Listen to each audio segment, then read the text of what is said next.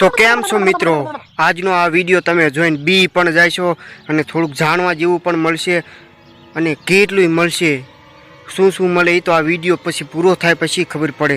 પણ હા, એટલું કહીશ કે આ વિડીયો આખો જોઈજો. તમે કટિંગ કરીને જોઈશો તો ખબર નહીં પડે કે શું થયું આમાં. તો આજનો વિડીયો બહુ જ બી ઉડાવશે તમને હોતન.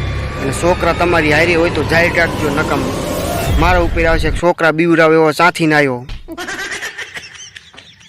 તો આ મારી વાર્તાને ચાલુ કરવું એ પહેલાં તમને કહી દઉં કે નવા હોય તો ચેનલને સબસ્ક્રાઈબ કરી લેજો અને વિડીયો ગમે તો એક લાઈક કરી દેજો. અને શું કહેવાય ઓલું, વિડીયો ગમે તો કોમેન્ટમાં કરી દેજો કેવો લાગ્યો.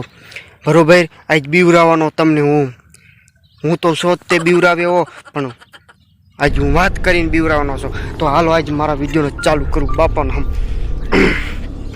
કે આજથી આ વાત છે 10 વર્ષ પહેલાંની હકીકત છે, મારા માથે છે આ વાત છે. આજથી 10 વર્ષ પહેલાં એટલે કે 2010ની વાત છે આ, કે જ્યારે હું 10 વર્ષનો હતો ત્યારે હું ભણવા જતો હતો અને ભણીને મારે મોડું થઈ ગયું. લગભગ 6:30 રખડતા ફફડતા આવી, નાના કહેવાય એટલે કંઈ ખબર ન પડે, રખડતો ફફડતો આવેલો આવતો હતો.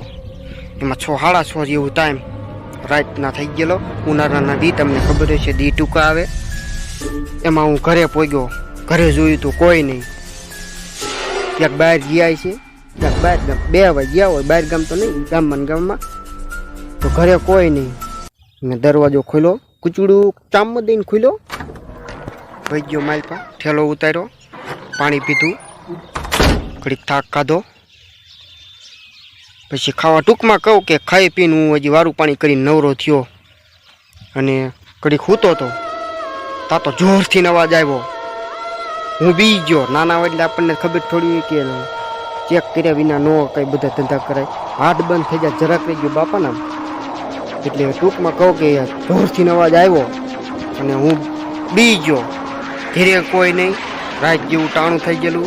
તમને ખબર ગામડામાં તો બધા વહેલા હુવાવાળા હોય, ધંધીનો હોય એટલે હુઈ જતા હોય. અમે નાના હતા એટલે અમે ધંધીનો કંઈ હતો નહીં, રખડતા ફફડતા. એટલે ટૂંકમાં કહું કે જોરથી અવાજ આવ્યો અને હું તો બી ગયો, બહાર ન નીકળ્યો. બીજી વાર અવાજ આવ્યો. હું બોલી કંઈ સમજાતું નહોતું. બીજી વાર અવાજ આવ્યો. મેં કીધું આવડે ના બીએ મેર નહીં પડે, મારે બહાર તો નીકળવું જ જોઈશે સાહેબ. ગમે એમ કરીને બહાર કરીને હું બહાર નીકળી ગયો અને શેરીમાં જોયું કોઈ નંબરે. આમ જોયું, આમ જોયું, કોઈ નહીં. મેં કીધું છે કોઈ ને અવાજ કેમ આવે છે? મેં કીધું એ મારો ભ્રમ હશે, એવું એકલા હોય એટલે બીક લાગે એટલે કંઈક ને કંઈક આપણને એમ થાય હશે એવું લાગે.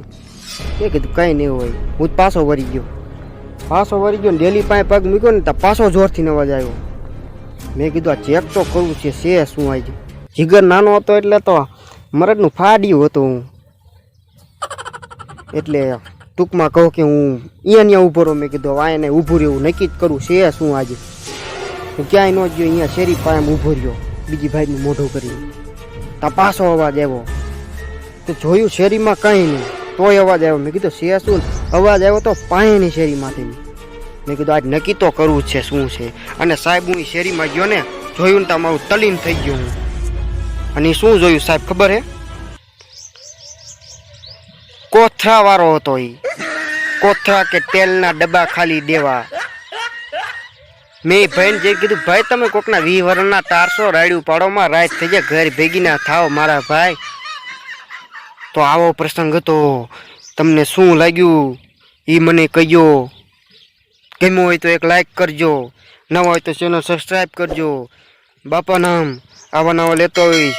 ચેનલ સબસ્ક્રાઈબ હશે તો હધા ઉપર હું આવીશ, નકર ગોતવા જવું જોઈશે.